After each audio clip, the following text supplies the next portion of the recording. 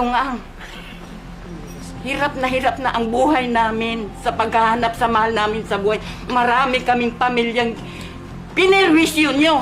Ang mga apo namin, mga asawa noon, hanggang ngayon nagdurusa. Tingnan ba din ninyo yung possibility na baka may nagkakanlong na kay Atong Ang? Siyempre. Oo. Ang daming pera nun, no? 1 billion a day, kinita niya for 3 years. Can you imagine how much money he has? 1 billion a day for 3 years. So, nothing is beyond his reach kung gano'ng karami ang pera niya. Oo.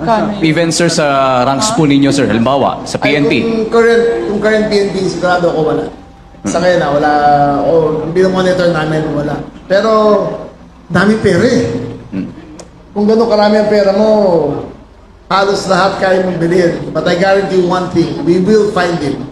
At saka ako si Atong, huwag siya magtitiwala sa mga kasama niya. Kasi lahat ng tips na kukuha niya, namin, ay yung mga galing sa kasama niya rin. Eh. So, dahan-dahan siya sa magtitiwala. Oh. Sec, yung kay General Torre, doon nagsalita na kanina yung Malacanang na matatanggap yung mga benefits and all. Sec, may share ba kayo sa amin? Bakit tumagal ng ganun? Bakit umabot pa sa puntong gano'n na... Hindi siya nagre-retire eh. So, wala kami magagawa, di ba? Di naman kami pwedeng mamilit sa tao na mag-retire. Diba? It is his option. So, pay natin. I think nagsalita na Malacanang kanina sa status, di ba? Parang will receive the benefits pa rin daw lahat. optional. Binigyan yata siya ng optional. Pero sabi niya, hindi niya pa doon napipirmahan eh. So, hindi ko alam kung anong kwento niya. Pero sabi niya hindi eh. So, hindi ko pa alam kung we granted him full benefits. But let's wait for Malacanang na lang to give the full picture. Pero Kasi sir, ang Malacanang ang appointing authority eh. Kami Oo. taga-process lang. pero when he received the position as GM ng MMDA, Ipso facto resign. Not retired Resign. Ipso facto resign. alright. Thank you, sir. Thank you. Ryan Lesigues of PTV4. Hi, sir. Good afternoon. Sa kay Ang muna, ano yung connection niya? Why Cambodia and Thailand yung... Kasi lumipat doon lahat ng Pogo eh. So lahat ng illegalista rito, alam mong illegalista, kapwa illegalista rin ang hinahanap niya eh. So nung nakita niya maluwag doon siya pumunta. Doon siya officer ng operations siya. Sa kay Con naman, mention sa isang interview ata, nasa Lisbon, Portugal, at nasa isang gated community. Paano po yung pakwento lang siya? Ganito yan ang Portugal at the Philippines ay walang extradition treaty. So, nag-issue parang nagkaroon ng programa ang Portugal ng Golden Passport. Ibig sabihin, kung mag-invest ka ng konti ron, ng halaga, bibigyan ka na rin ng Portuguese passport. Ang batas nila, if the offense was committed before the granting of the passport, pwede na lang ipadala pwede siyang extradite. But kung hawak din na yung passport at nakumit niya yung offense, ay hindi nila i-extradite. As of our information, 10 years ago pa lang may passport na siya. So, naghahanap kami ng kaso ngayon na 10 years older para yun ang ipapile namin sa kanya. Criminal talaga. May escape route siya eh. Alam niya kung paano tatakas eh.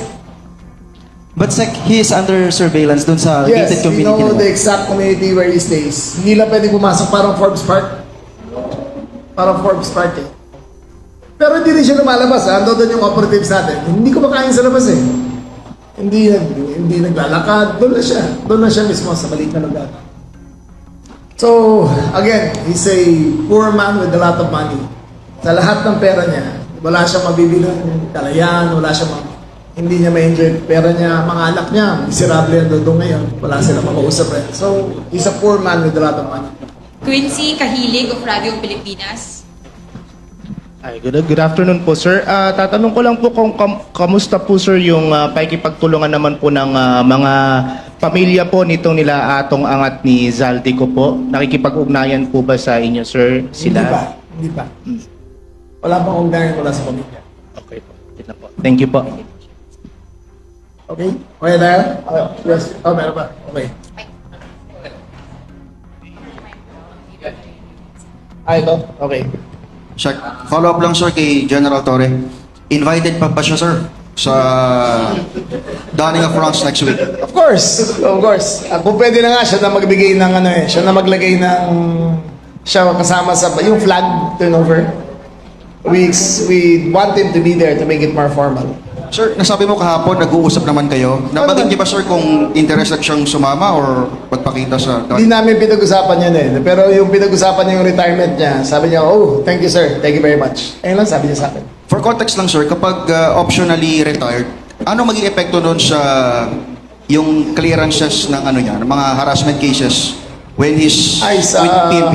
sa ombudsman yun eh. Kailangan niya kumuha ng clearance sa ombudsman. Pero sir, yung full benefits, sigurado naman niya. Ang na-process namin is 90%. Parang 90% kasi hindi niya, parang ganun eh. 90%, 7.5 million ng lump sum, 190,000 a month, kung di ako nagkakamali. Parang ganun eh, 160 or 190,000 a month for the rest of his life. According to the salary scale ng salary standardization law. Parang ang understanding kasi sir namin, yun ang isa sa mga gusto niyang maklear. Yung mga hinaharap niyang harassment cases when he's with PNP. And anong magiging epekto sir kapag optionally retire? As far as NAPOLCOM is concerned, wala na siyang kaso dito sa NAPOLCOM. Sa ombudsman ang kaso niya. But I asked him to go there and get his clearance. At gagawin, sabi niya gagawin naman niya. The General Torres sir. Ah. Thank you sir. Ian Cruz of GMA7. Apo. Sec, kay Atong Ang, possible kaya na gumamit siya ng passport na hindi talaga niya passport para makaalis siya? Mahirap na yun eh, kasi ngayon meron ng ano eh, standardization ng passport, yung mga e-gate. So mahirap na kumuha. As far as we know, wala siyang Portugal or Spanish or Malaysian passport. Wala siya doon. So ang ano niya talaga, area niya ngayon, possible, Southeast Asia. Southeast Asia, ang hinahanap natin, titignan namin. Madali kasi mag-blend din sa Southeast Asia. Hindi siya mag-stand out mo. Magkakamukha tayo lahat eh, di ba? Well, despite sa sinabi ng Estonia na mukha tayong unggoy, tingin ko naman magkakamukha tayo lahat eh. Pero Indonesia, Malaysia, di ba? Magka-iisa itsura natin eh. Pag nasa Vietnam ako, kinakausap ako ng Vietnamese eh. Kaya, di ba kung kayo napunta rin sa ibang bansa, tingin sa inyo local rin kayo eh, di ba? So madali mag-blend din sa kanila. Sir, nabanggit mo kanina na mag-ingat din siya dun sa circle niya, ng mga bodyguards niya, kasi sila rin ang naglilik sa inyo, sa mga intel niyo. Oo, sila rin talaga. Pag natatakot pa eh, pag tumatawag eh. Pero siya sabi ang doon. Tapos, we arrived mga 1 or 2 hours later na nakaalis na. So, naka-8 raid na kami in the last 1 week. 8 locations na kami. From Porac to Albay to Negros. Ang dami na namin pinuntahan eh. Pero mahanap namin yan. Sir, kay Senator Revilla, after 2 days, sir, nakapag-adjust na po ba siya sa kulungan? Hindi ko alam. Hindi ko nakakausap eh. Wala siyang telepono. Hindi pa ako nakapunta ron. So, hindi ko alam. To your knowledge, sir, may existing po ba siya na medical condition? May doktor po ba tumitingin sa kanya? Pumasa siya ng medical test nung pag-admit sa kanya. So, to my knowledge, wala. Pero ngayon, sir, wala Ang alam ko lang na, kasi, again, di ko tinatago sa inyo na malapit ako sa kanya. Ang alam ko lang medical condition niya ay glaucoma. Or, ano tawag doon yung... Catarata. He had cataract surgery maybe 2 years ago, 2 or 3 years ago. Ayun ang alam kong medical condition niya. No more questions? Last 2 more. Okay. Sir, follow-up lang. Kanina po pala, tinanong po kasi si General Torre regarding nga po kung double compensation, na meron po siyang position dito at meron po siyang position sa MMDA. Ang sabi po niya, hindi daw po ito yung first time na ang isang aktibong polis ay may hinahawakan pa raw pong ibang ahensya. Ano po ang masasabi po ninyo dito? He's wrong. Bawal yan. Bawal yan. It's as plain as it can get. You cannot hold 2 government positions at the same time. In this case, kung tumatanggap pa siya ng sweldo sa PNP, tapos tumatanggap siya ng sweldo sa MMDA, kailangan niya isoli ang sweldo sa previous position niya kung tumatanggap pa rin siya. Okay po. And follow-up lang po, kay Zaldico po, tayo po ay nag-freeze na po ng assets niya para ma-pressure nga po siya. Kay Atong Ang po ba, may ganun din tayo magiging efforts? Parating na yung ano sa kanya. Kasi kakalabas lang ng warrant sa kanya. I think next is AMLC. Tapos unlock fraud. Papapiliis na yung accounts niya. Bea? I have no idea. DOJ dapat tanong niyo. Sila ang may alam yan. Billions and billions and hundreds of billions ang meron siya. Sec, one more question. Sir, sorry, follow up lang po, Bea from Bombo Radio Philippines, sir. Sabi niyo po, sir, pagpasok po ni Senator Revilla dun sa court sa Sandigan Bayan, dun na po nagtatapos yung inyong connection, no?